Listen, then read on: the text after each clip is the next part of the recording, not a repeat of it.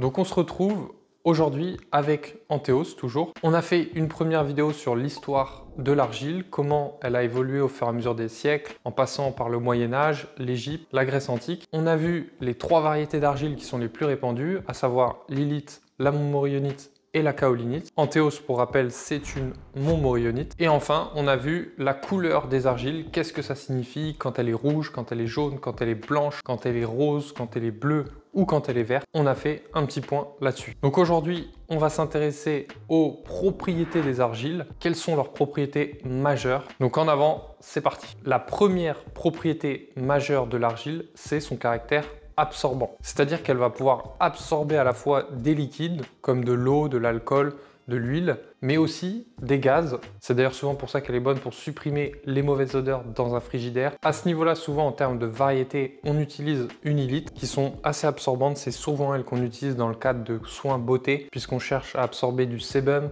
on cherche à absorber du pus, ou toutes sortes de liquides, et également au niveau des aisselles, des pieds ou toute autre partie du corps où on veut supprimer des odeurs, ça peut être très utile à ce niveau-là aussi. Les plus absorbantes dans ce domaine, ça reste sûrement les sépiolites qui sont vraiment extrêmement absorbantes. On dit qu'elles peuvent absorber jusqu'à 80 fois leur poids. Vous connaissez peut-être par exemple la terre de Sommières, c'est une argile sépiolite. Vous la mettez sur une tâche qui a de l'ancienneté ou non, vous laissez reposer une nuit et le lendemain, vous passez un petit coup de brosse, vous mettez à la machine et vous allez voir que la tâche a été absorbée par l'argile. La deuxième propriété des argiles, souvent on parle d'un pouvoir couvrant. C'est pas une notion qui est forcément évidente à se représenter. Le mieux pour se représenter ça, c'est un paquet de cartes qu'on tient dans la main. Quand on tient le paquet de cartes de 52 cartes dans notre main, il prend très peu de place. Par contre, si on commence à étaler les cartes les unes à côté des autres, on peut recouvrir une grande surface avec les cartes. Eh bien, les argiles, elles ont un pouvoir couvrant qui est assez phénoménal. Si on étalait les particules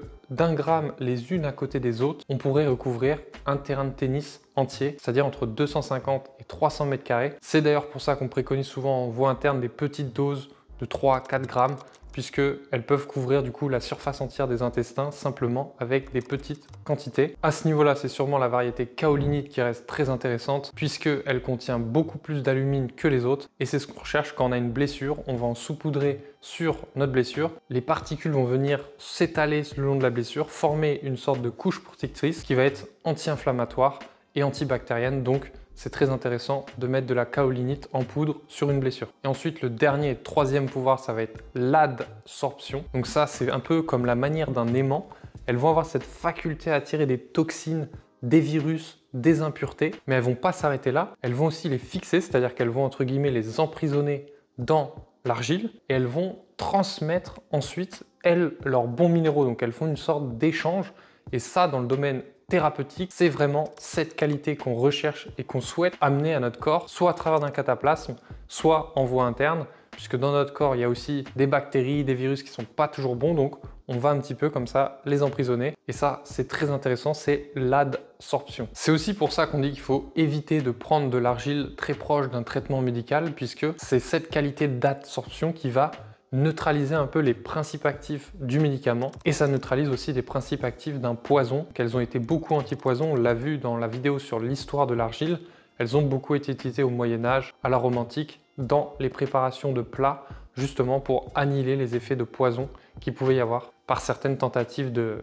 meurtre, on va dire. Cette propriété d'adsorption, on l'appelle aussi la capacité d'échange ionique, puisqu'on l'a dit, elles attirent et elles échangent. En gros, pour symboliser ça, il faut comprendre que les argiles sont électriquement chargées. C'est un petit peu comme cette expérience où on frotte un ballon de baudruche sur les cheveux, on met le ballon au-dessus du poivre et on voit que le poivre est attiré vers le ballon. Quand les corps sont chargés électriquement, il va y avoir des échanges et c'est ça qui fait que des argiles vont être très attirantes.